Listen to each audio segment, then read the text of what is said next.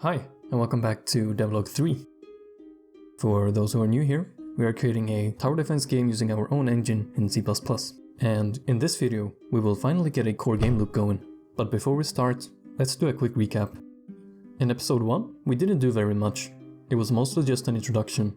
I showed the basics of the scripting system, but it was mostly just talking. A lot of talking. However, in episode 2, we extended our game engine with a health and a team component, as well as allowing us to draw from Lua scripts, and the latter we will use a lot at the end of this video. And that brings us to devlog 3, and this video will be split up into 3.5 chapters. Creating a level, creating enemy spawning, some minor polishing, and the finale where we will play through the game. We need some way to define a level, and believe it or not, we actually have a level editor already. Yet we'll be using a good old text editor. But if we think about it, there are only like 3 types of objects that I want in my level. Those are walls, enemy spawners, and a target for the enemies. So I started by creating a wall. A wall is a box, but as I started I noticed that even though I had to find it as a box, it didn't behave like a box. And after enabling my debug lines, I noticed that it was a box, but it was spinning. So how I render the physics bodies is that I simulate all of the bodies in the world, and then each frame I fetch their position, and then I draw a texture on top of it. But it turns out that I had forgotten to apply the rotation, so everything has actually been spinning this entire time, and I just didn't know about it. So I quickly added the ability to make objects have a fixed rotation, and after that I placed a bunch of ones in the map array to show where the walls should be placed. I then loop over each number in the sequence and place the corresponding entity in that position, and we have walls. Though, like this, they're not gonna stop anything from going through, and that's because they are not static. Static, in this case, means an object that should not be moved. Luckily, making a body static is quick work, and hooking it up to the scripting system is even quicker, so after a tiny change in the spawning function, we now have proper walls. Even though this map creation can be a little primitive, it is very intuitive. All we need to do is to write another number, do a check in the for loop, and spawn the entity we want. Like here with the turrets. But it felt a bit cramped, so after finding a map layout I liked, I doubled the size and we now have a pretty solid looking level. For the enemies, I wanted a simple wave system that spawns stronger enemies in high numbers the further into the game we get. I purposefully made it very simple since I will most likely throw this away for the future, so I didn't want to spend too much time on it. I started by adding spawner locations into the map array. Going into the game now, we have all the enemies spawning at the correct position, but they don't have any goal in mind, they simply just walk to the right, which doesn't make for very engaging gameplay. So we need some kind of pathing, and the best choice would probably be to implement an A-star algorithm. But since this is just a prototype that mainly will be used for networking implementation, I didn't want to spend time on that right now either. Instead, I just manually added a list with different path nodes for the enemies to track. And using the rendering code I added last devlog, I could easily draw these tiny coins as a visualization. For the enemy script, I loaded the map module where I then fetch a path list that the enemy will move towards. And when he reaches a node, he checks if there was another node in the list and he starts walking towards that one instead. And it actually works great. Once I had the bearings, I created the rest of the paths and made each spawner choose the closest path at spawn to follow. So now we have enemies swarming to the middle. Only problem is that they have no idea what they're looking for, and as a player, we have no idea what we are protecting either. For now, I want the enemies to have a structure in the middle to attack. In Dungeon Defenders, they have one or more crystals that the enemies will try to destroy, so I decided to make something similar. But instead of a crystal, I made a cheese. Not really sure why, but it just felt right at the moment. I created a blueprint for the cheese that consists of a physics component, script component, a health component, and a team component.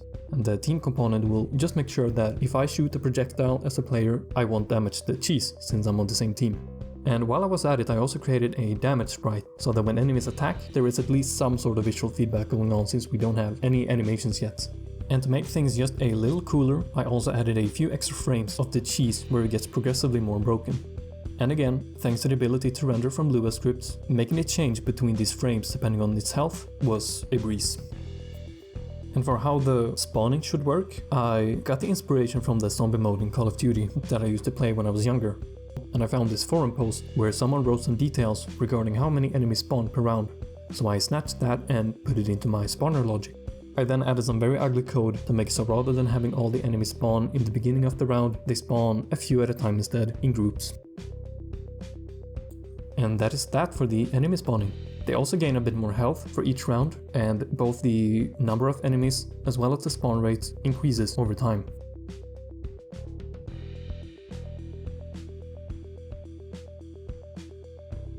First of all, if you haven't noticed, I finally fixed the player rotation, so now he looks and shoots towards the mouse cursor rather than towards his move direction. And since multiple entities will be firing projectiles that all have the same behavior, I created a separate module for the projectile spawning, so I don't have to copy that code around. I also wanted to add some fancy text showing wave numbers and whatnot, so I started work on that, but by this time I was so sleepy and had absolutely no idea what I was doing anymore, so I decided to get some sleep. The day after, I finished implementing the ability to align text to different directions, and I fixed most of the mess from the night before, added a bunch of extra polish, including a healing platform, damage text, and a bunch of extra things you will see in the final playthrough, which I think we're ready to see now.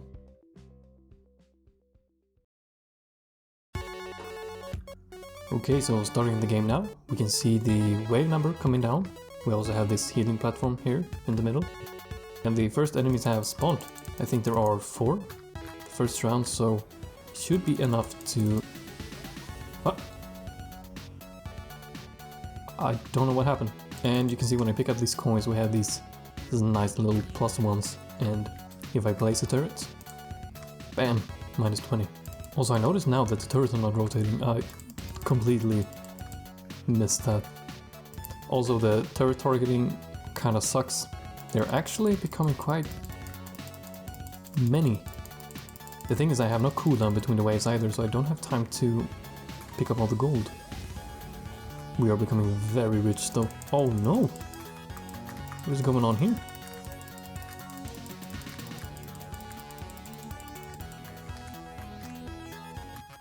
They're actually getting through. The thing is with these turrets, if their target dies, they don't automatically search for new targets inside the radius. But yeah, that's a problem for another day.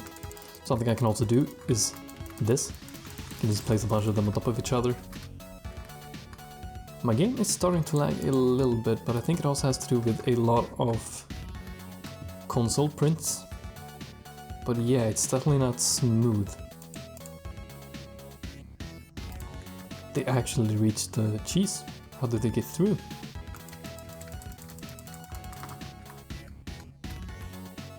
Let's see, right now we are at almost 300 physics buddies. Oh, I almost died here.